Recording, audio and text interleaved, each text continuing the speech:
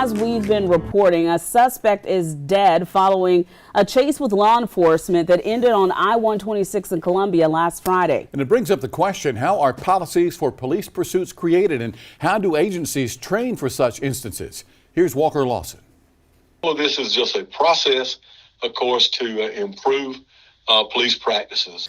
Jackie Swindler, director of the South Carolina Criminal Justice Academy, says a state law passed back in 2022 tasked the Law Enforcement Training Council at the Justice Academy with writing the minimum standards agencies must follow. Those were then given to each law enforcement agency in the state. They have to have at least these standards, but they then would draft their own actual policy to fit their agency. All agencies had to create and adopt 9 policies by January of 2023. One of those was vehicle pursuit standards.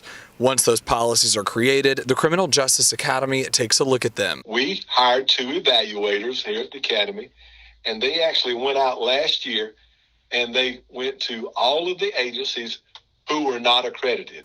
Those agencies who already are state or nationally accredited did not fall into this category, as they already had pursuit policies in place.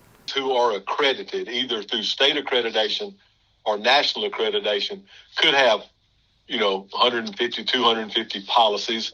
Each agency is required to have a policy. That means some agencies could decide not to pursue at all, while some could pursue every time a suspect doesn't stop when they try to pull them over. One of those accredited agencies is Kershaw County. Sheriff Lee Bones says his policy on pursuing suspects is clear. But in our county, we'll never have a no chase policy.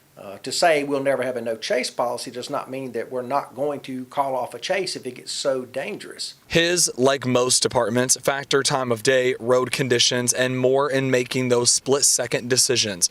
Director Swindler says they advise all agencies to get accredited. The benefit is great, though. You are doing policies that have been court approved, which means that those practices have courts have said that is the correct way to do this.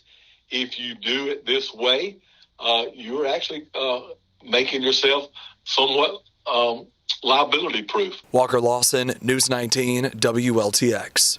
And Sheriff Bone adds that he feels like there's not enough tough enough deterrence for suspects who don't stop when law enforcement tries to pull them over. He would like to see that change made in the next legislative session.